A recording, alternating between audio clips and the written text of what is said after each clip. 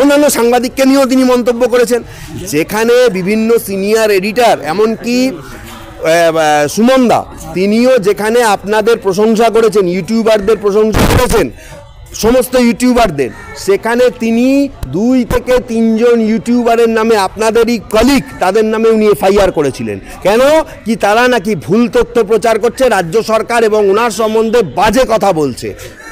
কুণাল ঘোষ কয়েকদিন আগে বলেছেন যে ফেরদৌস এই যে বিভিন্ন মামলাগুলো করছেন এই জুনিয়র ডাক্তার এসএসটি নিয়ে, যে এদের কাছ থেকে ফেরদৌস স্বামী বেশ কিছু পয়সা লক্ষ লক্ষ টাকা নেয়, তাহলে এই ফেরদৌস শামীমের বিরুদ্ধে সিবিআই তদন্ত করা উচিত, তার ইডি তদন্ত করা উচিত, তার কত সম্পত্তি আছে কি বলবো।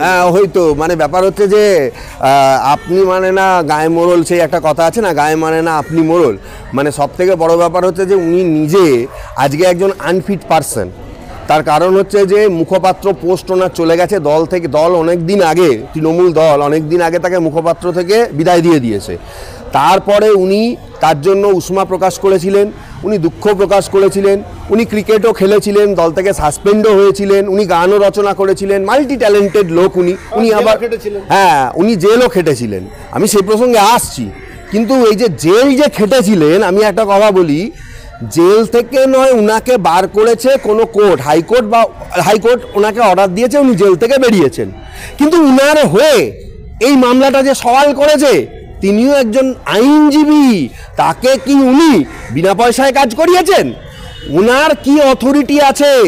অন্য লোক কত টাকা ইনকাম করছে, কোন উকিল কত টাকা ইনকাম করছে, সেই বিষয়ে অঙ্গুলি হেলন করার বা সেই বিষয়ে বেশি কথা বলার উনি কে? উনার নিজের দলে কোনো সম্মান নেই, বিরোধী দলের উনি চক্ষুশূল। ডাক্তারদের এত বড় আন্দোলন, সারা পৃথিবী থেকে যার সমর্থন, প্রত্যেক দিন আজে বাজে কথা বলতেন উনি ডাক্তারদের। পাশাপাশি আমরা এটাও দেখেছি যখনই ডাক্তাররা কোনো না কোনো সিদ্ধান্ত নিয়েছেন উনি সেখানে গিয়ে একটা বাজে মন্তব্য করেছেন। এমনকি উনি সেই সিপিএমের প্রসঙ্গ টেনে এনেছেন, বিজেপির প্রসঙ্গ টেনে এনেছেন।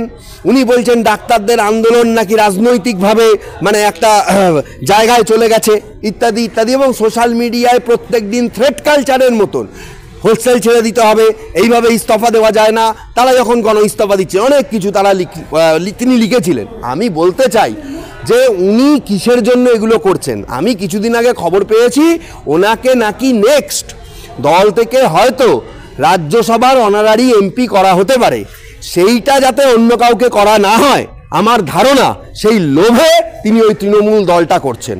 ওনার আর কোনো জায়গা নেই, আর আজে বাজে কথা বলে দলে নিজের জায়গাটা জাগিয়ে রাখার চেষ্টা করছেন। ওনার কথার সঙ্গে বাস্তবের কোনো মিল নেই।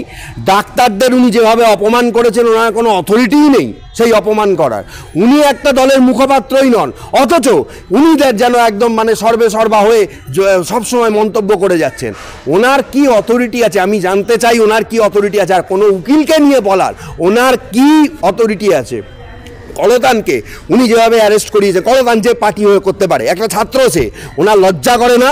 উনি একটা ছাত্রকে, তার একটা মানে ভাইয়ের বয়সী একটা ছেলে, তাকে যেভাবে উনি অ্যারেস্ট করালেন, ওনার যদি কোনো বিন্দুমাত্র মান সম্মান বোধ থাকতো তাহলে উনি এই কাজ করাতে পারতেন না।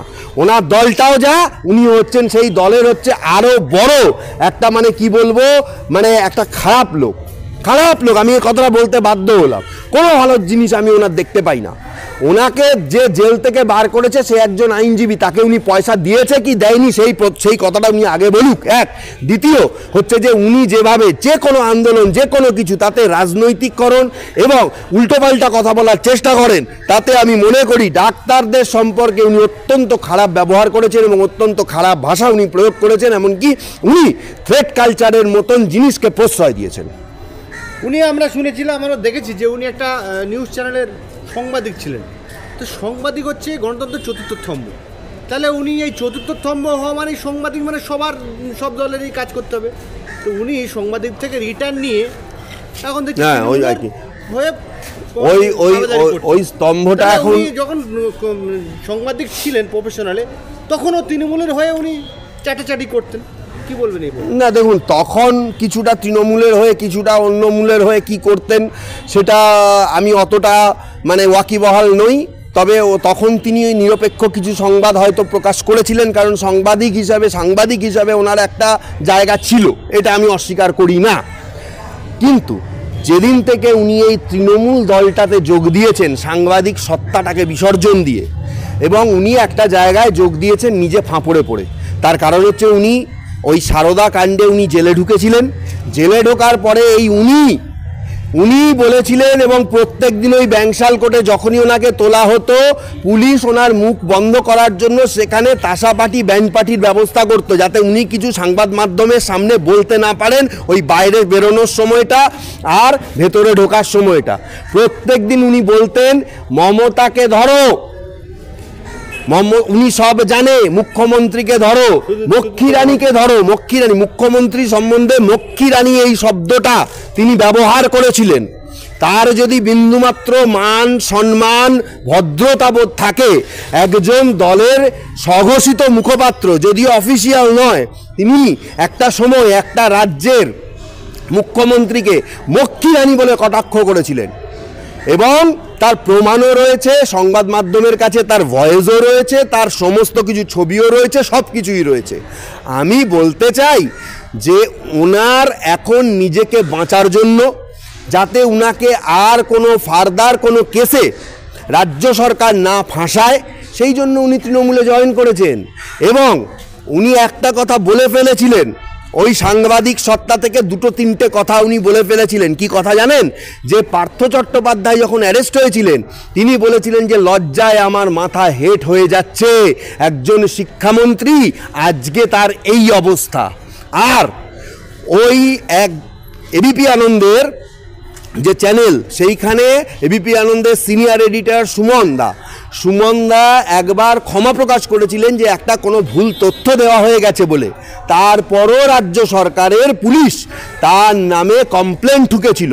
তখন উনি একটা ভালো কথা বলেছিলেন যে এটা না করলেই পারত, যেখানে ভুল স্বীকার করা হয়েছে। এই দু একটা ভালো কথা ওনাকে আমি বলতে দেখেছি ওনার এই তৃণমূল পিরিয়ডে। কিন্তু এইগুলো বলার পরেই তার মুখপাত্র পোস্টটা চলে যায়। তিনি বুঝে যান যে তার যে চেয়ার আর শক্ত নয়, এইগুলো করলে, বিরোধিতা করলে তিনি আর থাকতে পারবেন না সেই জায়গায়। সেই জন্য তিনি এখন উগলিয়ে এই ধরনের আজে বাজে মন্তব্য করেন। অন্যান্য সাংবাদিককে নিয়েও তিনি মন্তব্য করেছেন, যেখানে বিভিন্ন সিনিয়র এডিটর, এমনকি সুমনদা, তিনিও যেখানে আপনাদের প্রশংসা করেছেন, ইউটিউবারদের প্রশংসা করেছেন, সমস্ত ইউটিউবারদের, সেখানে তিনি 2 থেকে 3 জন ইউটিউবারের নামে, আপনাদেরই কলিগ, তাদের নামে উনি এফআইআর করেছিলেন। কেন কি? তারা নাকি ভুল তথ্য প্রচার করছে, রাজ্য সরকার এবং ওনার সম্বন্ধে বাজে কথা বলছে। ওনার এই অথরিটি কে দিয়েছে? ওনাকে এই সাহসটা কে দিয়েছে? আমি বলতে চাই, ডাক্তারদের আন্দোলন মুখ্যমন্ত্রীর চেয়ারটা নড়িয়ে দিয়েছে, আর ওনার তো চেয়ারই নেই। ওনার এই বড় বড় কথা, এগুলো উনি টেকাতে পারবেন তো ভবিষ্যতে? ভেবে দেখার সময় হয়েছে।